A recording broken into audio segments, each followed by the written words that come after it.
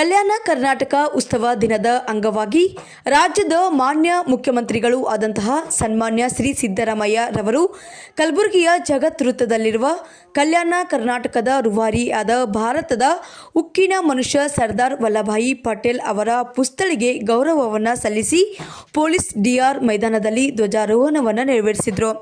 ಬುಧವಾರದಂದು ಕಲ್ಯಾಣ ಕರ್ನಾಟಕ ಉತ್ಸವ ಕಾರ್ಯಕ್ರಮದಲ್ಲಿ ಭಾಗವಹಿಸಿದ ಬಳಿಕ ಸಾರ್ವಜನಿಕರ ಅಹವಾಲು ಸ್ವೀಕರಿಸಿ ನಂತರ ಕಲಬುರಗಿ, ಬೀದರ್ ಮತ್ತು ಯಾದಗಿರಿ ಜಿಲ್ಲೆಗಳಿಗೆ ಶೇಕಡಾ 50ರಷ್ಟು ಹೆಚ್ಚುವರಿ ಮಳೆಯಿಂದ ಬೆಳೆ ಹಾನಿಯಾಗಿದೆ.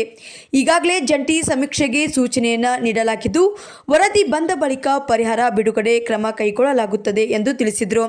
ಇನ್ನು ಕಲಬುರಗಿ ಸಿಟಿ ಬಸ್ ನಿಲ್ದಾಣಕ್ಕೆ ಸಂಗೊಳ್ಳಿ ರಾಯಣ್ಣರ ಹೆಸರು ನಾಮಕರಣ ನೆರವೇರಿಸಿ ಬಳಿಕ ಕಲಬುರಗಿಯ ಶ್ರೀ ಬಸವೇಶ್ವರ ಜಾತ್ರಾ ಮೈದಾನದಲ್ಲಿ ಕರ್ನಾಟಕ ಪ್ರದೇಶ ಕುರುಬಗೊಂಡ ಸಂಘ ಮತ್ತು ಕ್ರಾಂತಿವೀರ ಸಂಗೊಳ್ಳಿ ರಾಯಣ್ಣ ಯುವ ಸಂಘ ಆಯೋಜಿಸಿದ್ದ ಬೃಹತ್ ಅಭಿನಂದನಾ ಸಮಾರಂಭದಲ್ಲಿ ಮಾನ್ಯ ಮುಖ್ಯಮಂತ್ರಿ ಸಿದ್ದರಾಮಯ್ಯನವರು ಕಾರ್ಯಕ್ರಮಕ್ಕೆ ಪಾಲ್ಗೊಂಡು ಕ್ರಾಂತಿವೀರ ಸಂಗೊಳ್ಳಿ ರಾಯಣ್ಣ ಮೂರ್ತಿ ಅನಾವರಣ ಹಾಗೂ ನಗರದ ಸಿಟಿ ಬಸ್ ನಿಲ್ದಾಣಕ್ಕೆ ಕ್ರಾಂತಿವೀರ ಸಂಗೊಳ್ಳಿ ರಾಯಣ್ಣ ಹೆಸರನ್ನ ನಾಮಕರಣ ನೆರವೇರಿಸಿದ ನಂತರ ಮಾತನಾಡಿ, ಕುರುಬ ಸಮಾಜಕ್ಕೆ ಪರಿಶಿಷ್ಟ ಜಾತಿಗೆ ಸೇರ್ಪಡೆಗೆ ಹಲವಾರು ಬಾರಿ ಕೇಂದ್ರಕ್ಕೆ ಶಿಫಾರಸು ಮಾಡಲಾಗಿತ್ತು.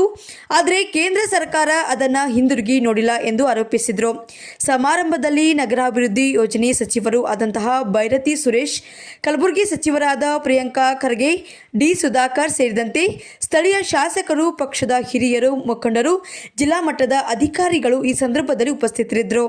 ವರದಿಗಾರರು Lakshman Pawar, Indian public TV, ಕಂಡ ಕಲಬುರಗಿ. 16 ಒಕ್ಕೂಟಗಳಿದ್ದಾವೆ. 16 ಒಕ್ಕೂಟಗಳಿಂದ ಸುಮಾರು 1 ಕೋಟಿ 1 ಕೋಟಿ ಲೀಟರ್ ಹಾಲು ಉತ್ಪಾದನೆ ಆಗ್ತಾ ಇದೆ. ನಾನು ಸ್ವಲ್ಪ ದಿನ ಕುಂಬಳ ಸ್ಪೆಷಲ್ ಮಿನಿಸ್ಟರ್ ಆಗಿದ್ದೆ. ಆ ಕಾಲದಲ್ಲಿ